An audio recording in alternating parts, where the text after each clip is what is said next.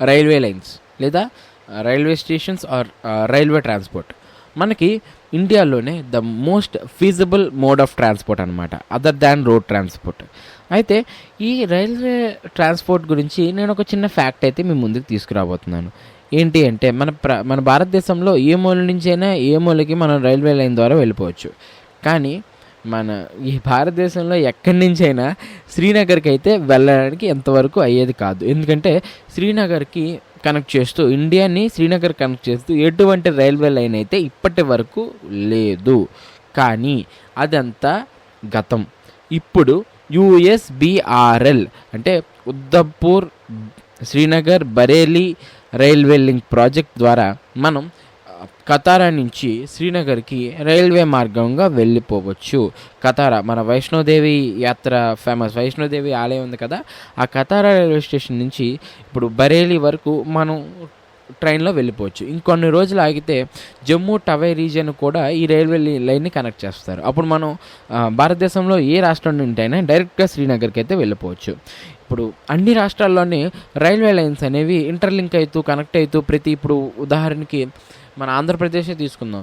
విజయవాడ నుంచి గుంటూరు వెళ్ళాలన్నా, గుంటూరు నుంచి విశాఖపట్నం రావాలన్నా, విశాఖపట్నం నుంచి హైదరాబాద్ వెళ్ళాలన్నా, అక్కడి నుంచి ఢిల్లీ వెళ్ళాలన్నా, ఎక్కడి నుంచి ఎక్కడికి వెళ్ళాలన్నా మనకు ఒక రైల్వే స్టేషన్ ఉంటుంది, రైల్వే లైన్ ఉంటుంది, ట్రైన్ నడుస్తూ ఉంటుంది. ఇదంతా కేవలం మన స్టేట్స్ వరకు పరిమితే ఉంది. శ్రీనగర్లో మాత్రం ఇలాంటి రైల్వే ఫీజిబిలిటీ అయితే లేదు. ఎందుకంటే జమ్మూ అండ్ కాశ్మీర్ శ్రీనగర్లో, ఎందుకంటే జమ్మూ అండ్ కాశ్మీర్ మనకు తెలిసిందే ఎప్పుడూ మంచు కురుస్తూ ఉంటుంది. అండ్ ఇంకా సెక్షన్ 4, సెక్షన్ 5 రీజియన్లో అయితే ఉంది శ్రీనగర్. అండ్ అక్కడ రైల్వే లైన్స్ కన్స్ట్రక్ట్ చేయాలంటే అదొక పెద్ద టాస్క్ అనే చెప్పుకోవచ్చు. అండ్ ఇంకొక పాయింట్ ఏంటంటే 2019 ముందు వరకు అది ఒక స్పెషల్ స్టేటస్ కలిగిన స్టేట్ లాగే ఉండేది. కాబట్టి సెంట్రల్ యొక్క ఇంటెలిజెన్స్ ఎక్కువ ఉండేది కాదు, ఎక్కువ ఉండడానికి అవకాశం కూడా లేదు. ఎందుకంటే వాళ్ళకి 370 అనే రక్షక కవచం అయితే వాళ్ళ దగ్గర ఉంది. కానీ ఇప్పుడు కాదు. 2019 తర్వాత ఇప్పుడు సెంట్రల్ ఈజీగా ఫీజిబుల్గా ఏ రైల్వే లైన్స్ అయినా కన్స్ట్రక్ట్ చేయొచ్చు. ఇది ఒక అపోహ మాత్రమే. ఎందుకంటే 370 ఆర్టికల్ ఉన్నప్పటికీ కొన్ని రైల్వే లింక్ ప్రాజెక్ట్స్ అయితే స్టార్ట్ చేయడం జరిగింది. కానీ అవి బాగా డిలే అవుతూ వచ్చాయి. అయితే ఇప్పుడు ఈ USBRL యొక్క ప్రత్యేకత ఏంటి అంటే నేను ఒక ఫ్యూ పాయింటర్స్గా చెప్దాం స్టార్ట్ చేస్తాను. ఫస్ట్ వన్,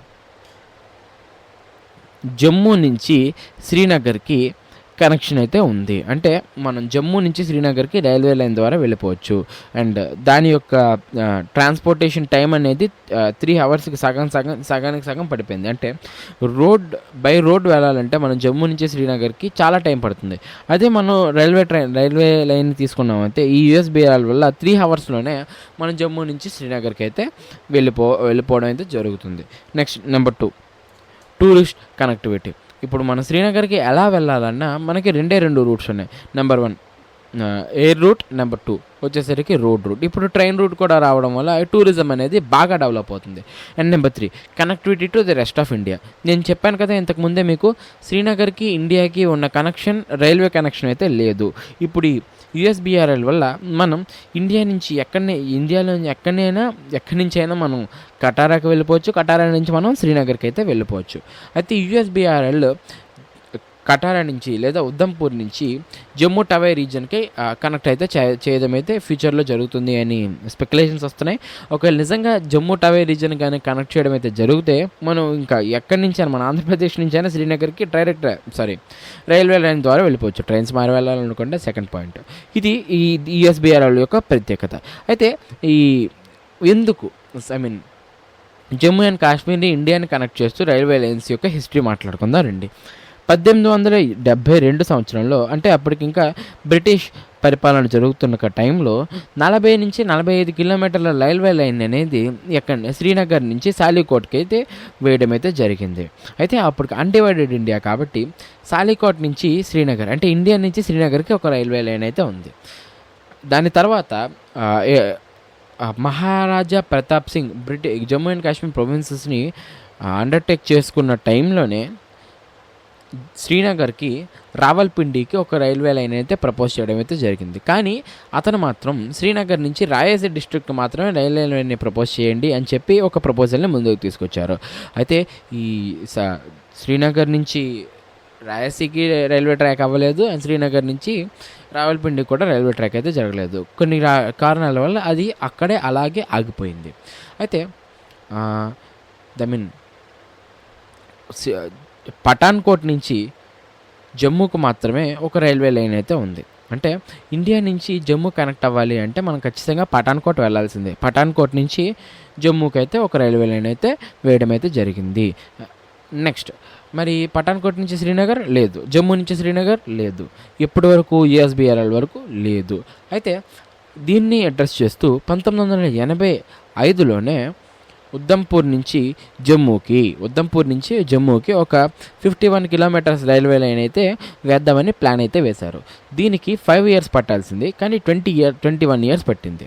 అయితే ఈ 1995లోనే ఉద్ధంపూర్ నుంచి డైరెక్ట్గా శ్రీనగర్, అండ్ శ్రీనగర్ నుంచి బరేలీ వరకు ఒక రైల్వే లైన్ అయితే ప్రపోజ్ చేశారు. అదే ఇప్పుడు మనం మాట్లాడుకున్న యూఎస్బీఆర్ఎల్. ఇది జమ్మూ అండ్ కాశ్మీర్ అండ్ శ్రీనగర్ యొక్క రైల్ కనెక్టివిటీ హిస్టరీ. అయితే ఇప్పుడు ఈ రైల్ కనెక్టివిటీ యొక్క దాన్ని ఏమంటారు అచీవ్మెంట్స్ చెప్తాను చూడండి. యూఎస్బీఆర్ఎల్ రైల్ కనెక్టివిటీ 943 బ్రిడ్జిలు, 4 సెక్షన్లు, 272 కిలోమీటర్లు, 36 టన్నెళ్ళు కంప్రెస్ అయి ఉంది. అయితే దీనిలో ఉన్న ఒక స్పెషాలిటీ ఏంటంటే ప్రపంచంలోనే హయ్యెస్ట్ ఆర్క్ బ్రిడ్జ్ ఎక్కడ, రాయసీ డిస్ట్రిక్ట్లో చీనా బెడ్ నుంచి 359 మీటర్లు హైట్లోని ఈ వరల్డ్లోనే పెద్ద హైయెస్ట్ ఆర్క్ బ్రిడ్జ్ అనేది కన్స్ట్రక్ట్ జరిగింది. ఈ arc bridge మీదుగానే 2 Vande Bharat expresses దాన్ని ఏమంటారు ట్రావెల్ చేస్తారు. ఎక్కడి నుంచి, కటారా నుంచి శ్రీనగర్కి, అండ్ శ్రీనగర్ నుంచి బరేలీకి, కటారా నుంచి బరేలీకి, అండ్ బరేలీ నుంచి కటారాకి. అండ్ ఈ రాయలసీమ డిస్ట్రిక్ట్లోనే కాదు, జమ్మూ అండ్ కాశ్మీర్లో రైల్ కనెక్టివిటీ గురించి మనం ప్రపోజ్ చేసిన మనం కన్స్ట్రక్ట్ చేసిన ఇంజనీరింగ్ ఫీట్స్ ఏంటో మాట్లాడుకుందాం. ఫస్ట్ వన్ నేను చెప్పాను కదా, arc bridge. And second one వచ్చేసరికి అంజుకండ్, రాయలసీమ డిస్ట్రిక్ట్లోనే రైల్వే కేబుల్ బ్రిడ్జ్ అనేది సెకండ్ వన్. అండ్ మూడోది వచ్చేసరికి లాంగెస్ట్ ట్రాన్స్పోర్ట్ టన్నల్, 12.72 కిలోమీటర్లు ఉన్న లాంగెస్ట్ ట్రాన్స్పోర్ట్ టన్నల్ రాంబన్ డిస్ట్రిక్ట్లోని జేఎండ్కే యూనియన్ టెరిటరీలో అయితే ఉన్నది. అయితే యూఎస్బీఆర్ఎల్ వల్ల వచ్చే బెనిఫిట్స్ ఏంటి? Number 1, tourist connectivity. మనం శ్రీనగర్కి ఎవరు వెళ్ళాలంటే 2 waysలో వెళ్ళగలం. ఒకటి ఎయిర్ ట్రాన్స్పోర్ట్ వల్ల, నెంబర్ 2 రోడ్ ట్రాన్స్పోర్ట్ వల్ల. ఇప్పుడు ట్రైన్ ట్రాన్స్పోర్ట్ కూడా, రైల్ ట్రాన్స్పోర్ట్ కూడా కనెక్ట్ అయ్యింది. అండ్ సెకండ్ వన్ వచ్చేసరికి to lesson the terrorism fear in Jammu and Kashmir. అంటే ఇప్పుడు మనకి శ్రీనగర్లో ఎటువంటి ఎమర్జెన్సీ వచ్చినా we can go through the rail అనమాట. సో అండ్ నెంబర్ 4 పాయింట్ వచ్చేసరికి జమ్మూ అండ్ కాశ్మీర్లోని శ్రీనగర్లోని ఫ్రూట్ కల్టివేషన్ అనేది, హార్టికల్చర్ అనేది చాలా బాగుంటుంది. ఇప్పుడు ఆ హార్టికల్చర్లో ప్రొడ్యూస్ అయిన ఫ్రూట్స్ అనేవి రెస్ట్ ఆఫ్ ఇండియాకి ట్రాన్స్పోర్ట్ అవ్వడం ఈ రైల్ ట్రాన్స్పోర్ట్ ద్వారా మనకి అవుతూ ఉంటుంది. సో యూఎస్బీఆర్ఎల్ అనేది మనం ఖచ్చితంగా గుర్తుండిపోవాల్సిన ఒక మైలురాయి అయితే మనం చెప్పుకోవచ్చు. And thank you. Subscribe to Telugu film maths. ఉంటా మరి నెక్స్ట్ వీడియోలో మనం కలుసుకుందాం.